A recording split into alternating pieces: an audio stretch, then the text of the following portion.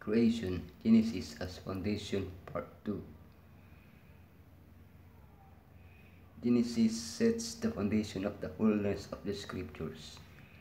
For example, the Bible tells about the events in the end time because the Creator is still sovereign over His creation.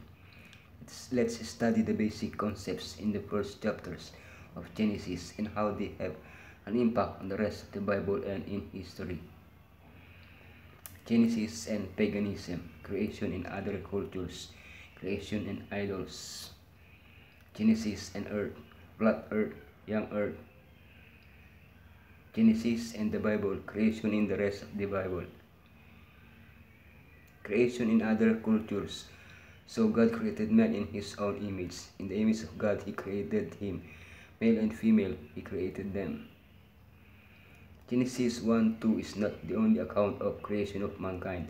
There are other accounts like the Atrahasis epic, which tells the Akkadian conception of creation. Egyptians and Greeks also had their own creation stories. All of them have some common elements with Genesis. For example, the use of clay, but also great differences.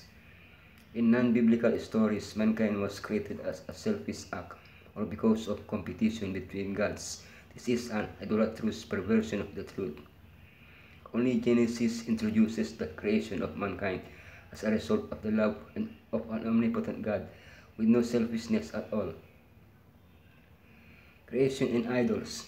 Then God made two great lights, the greater light to rule the day, and the lesser light to rule the night. He made the stars also. Why are the sun and the moon not mentioned by name? In many cultures, the sun and the moon were gods who took part in the creation of earth and mankind. For example, Egyptians believed the sun, Ra, created all forms of life. Therefore, those celestial bodies were worshipped by almost all the cultures.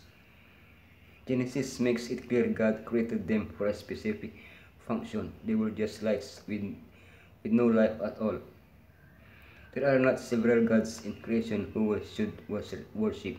There's no chance and there are no whims. Everything was created with a purpose. Only God, our Creator, is worthy of our worship. Flat earth. He shakes the earth out of its place, and its pillars tremble.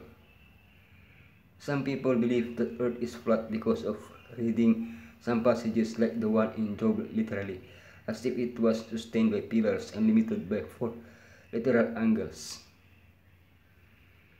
However, the book of Job also explains that earth is hanging on nothing. We must take into account that many of these expressions are using poetic speech.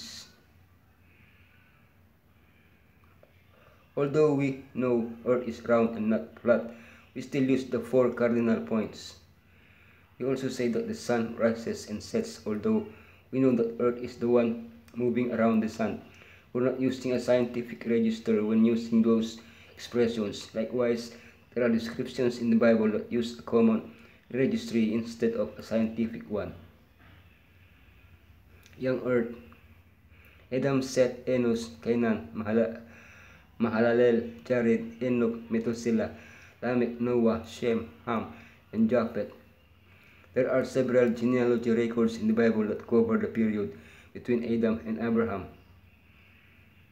Both names and ages are given, so we can calculate how much time passed between Adam and Abraham. A lived X years and begat B. After he begat B, A lived Y years and had sons, daughters. So the days of A were Z years and he died.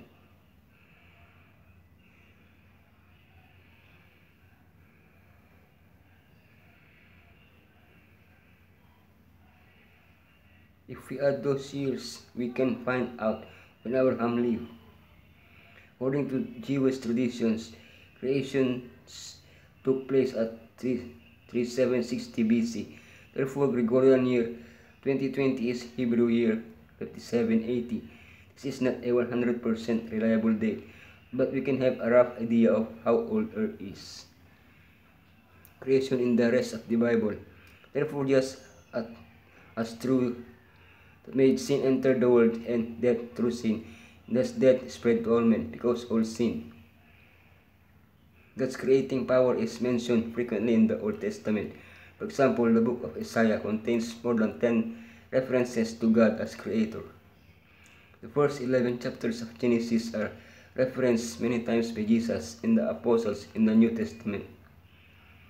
There are also mentions to creation as the foundation of doctrines as important as sin or redemption. The Bible would lose its cohesion and reliability without the foundation of Genesis. We are dependent on the Bible for our knowledge of the early history of our world, of the creation of man, and of his fall. Remove the Word of God, and what can we expect but to be left to fables and conjectures, and to that enfeebling of the intellect, which is the sure result of entertaining error.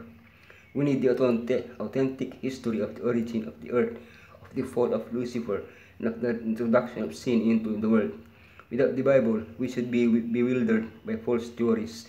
The mind would be subjected to the tyranny of superstition and falsehood.